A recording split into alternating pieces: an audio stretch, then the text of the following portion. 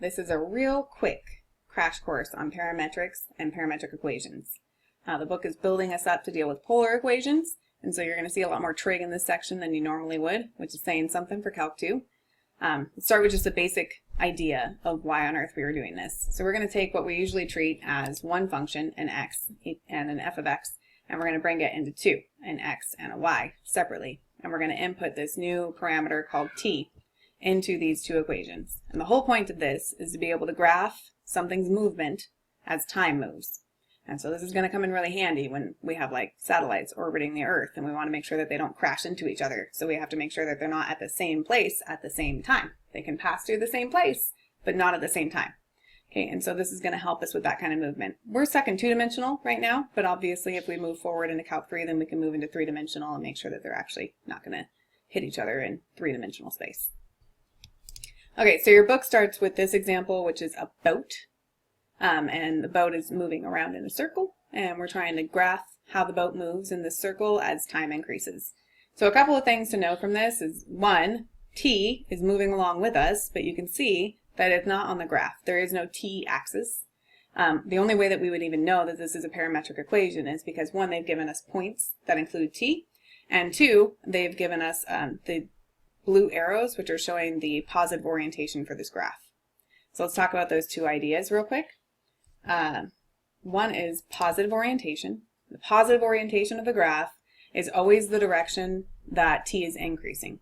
So however the points were created as t increase, that is the positive orientation of the graph. It no longer matches what the slope is. It no longer matches the traditional positive orientation for the unit circle. It is solely dependent on t. So as t moves forward, it's usually time, so usually from 0 and then increasing, because we don't move backward in time because we're not time lords. So from 0 forward, then whatever happens to the graph, that is the positive orientation of the graph. Even if it's going downhill, it can be a positive orientation because t was increasing as it was moving downhill.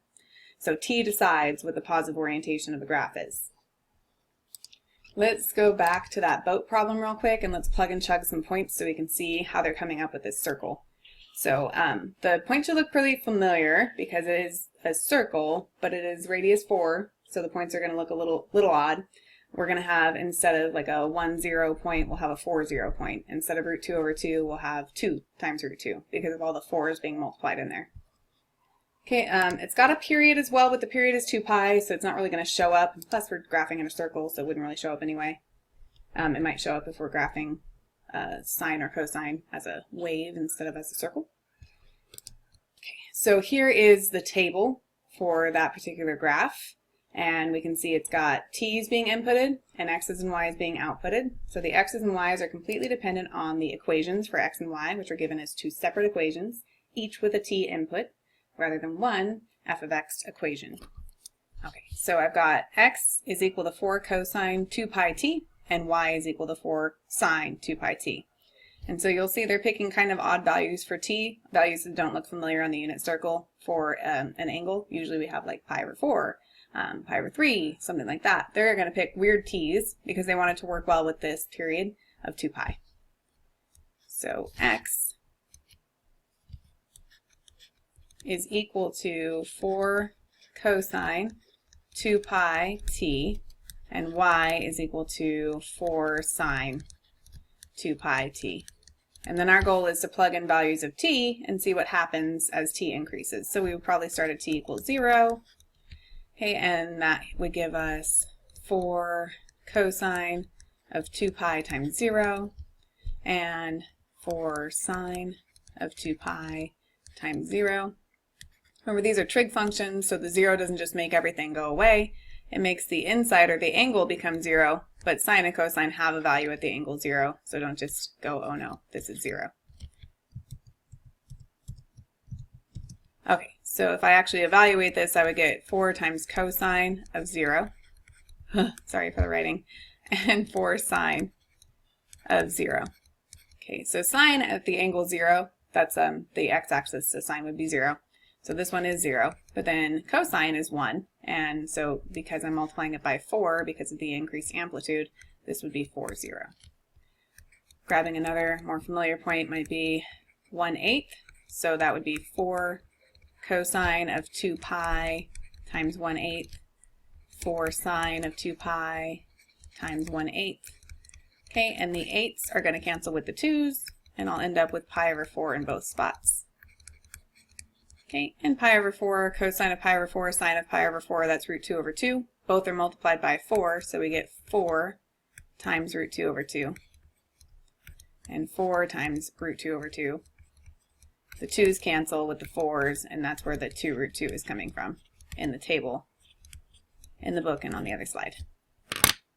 Okay, so if we go back to 1/8, we'll see 2 root 2, and as t is increasing from 0 to 1, the direction we're moving is from this point right here, the first point we did, into this point. And so you'll see these blue arrows are showing that the positive orientation of the graph, because of t increasing, is moving in the same positive orientation that we're used to with the unit circle.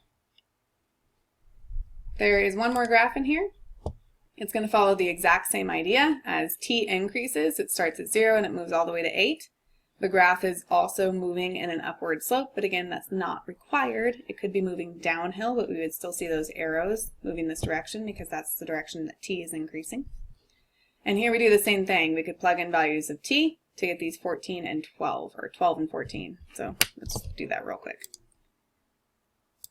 So clear the canvas. I've got x is equal to 2t and y is equal to 1/2 t squared minus 4. So let's try that real quick. So x is equal to 2t and y is equal to 1/2 t squared minus 4. And if I plug in t is equal to 6, then x is equal to 2 times 6 and y is equal to 1/2 times 6 squared minus 4. So this would be 12, and this would be 1/2 times 36 minus 4. 36 divided by 1/2, that's 15, that's 18 minus 4. If I'm doing that right, give me a second. 18 minus 4, that's 14, like it should be. Yay! So I have x is equal to 12, and y is equal to 14, which is where these two values came from, where it says t equals 6. So hopefully that helps with like the very basics of what we're doing here. Remember, the whole point is to be able to graph movement as time is changing, and that I'm hoping you can see that there is a lot of applications in that, to be able to graph something's movement as time is increasing or decreasing, to be able to make a relationship between something moving around as time changes. And that requires that we break it into two equations so that we can input time into each equation. All right, I'll see you for the next video.